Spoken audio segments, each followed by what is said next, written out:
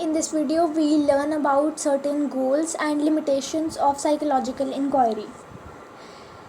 Like any scientific research, psychological inquiry has following goals, which include description, prediction, explanation, control, and application. It means that while we are conducting any psychological inquiry, we need to keep these 5 goals in mind. So let us study them in detail. First is description. It means describing a particular behavior as accurately as possible. Description requires recording of a particular behavior. For example, if a researcher wants to study the study habits of students, so he would need to firstly describe that topic in detail. So this is first goal, which is description. So second is prediction. It means forecasting that under certain conditions a particular behavior may occur with a certain margin of error. In this, if we are able to describe a particular behavior, we can then predict that under certain conditions a particular behavior may occur. For example, if you describe that that if a child is spending more hours in studying a particular thing, he will get good marks, or he will score good in that particular topic or that thing. So in this, whenever you will see any child spending more hours on studying, then you will predict that the child is going to get good marks. So this is second goal, which is prediction. Third is explanation. To know the causal factors or determinants of behavior. The goal is to identify the antecedent condition. It means antecedent conditions are those conditions which lead a particular behavior to occur. So in this, we need to find the determinants of behavior. For example, why some children or why some students are spending more time on studying and why others are spending less. Or we can say that why some people use alcohol, smoking, drugs, and why others are not. So this is the third goal, which is explanation. Fourth is control. Control refers to 3 things. First is making a particular behavior happen, reducing it, or increasing it. For example, if a child is spending too much time on studying that he is not having time to do any other thing, so in that case we must need to reduce his study time.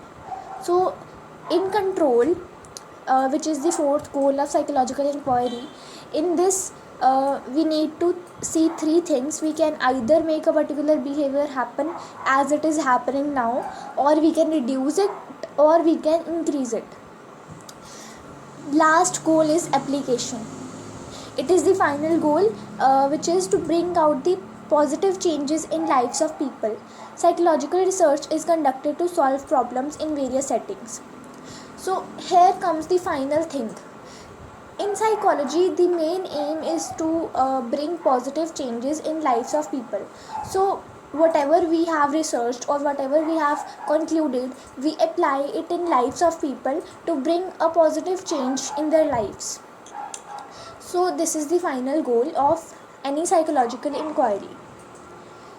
For example, we can say that if we do exercise daily, we can stay fit, we can lead a healthy life. So this is the goal of application.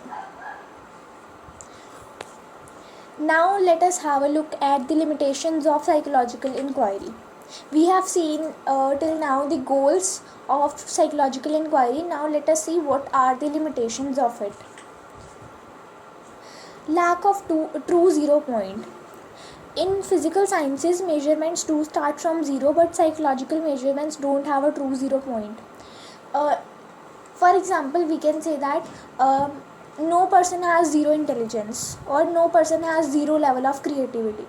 So in psychological inquiry, we set a particular limit that we will consider this as a baseline, or we will consider this as a 0 point.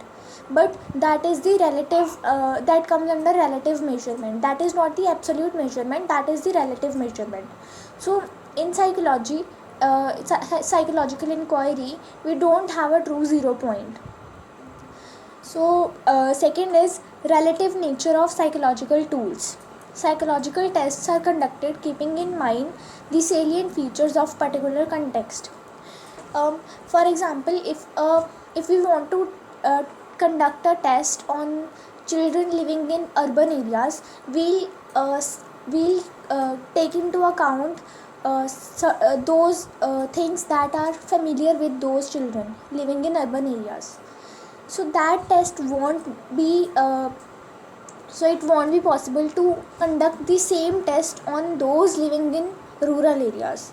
It means if we have made a particular test for children living in urban areas, we won't be able to conduct the same test in those on those children who are living in rural areas or any tribal areas. So this is the second lacking of psychological inquiry or psychological tools. Third is subjective interpretation of qualitative data. Firstly, what is qualitative data? It may include our experiences, our ideas, or whatever we feel. So that all comes under qualitative data. For example, how a mother is feeling on the death of her child. So this is qualitative data.